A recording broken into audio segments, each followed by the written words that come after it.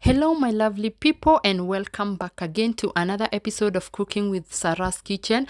I know it's been long, it's been about 2 weeks. I've not been uploading, and sorry, guys, but we are back with another video kama kawaida, guys. And today I want to take you through this recipe that it is easy and perfect for cooling down on a warm day. So, guys, grab your passion fruits and let's make this video together.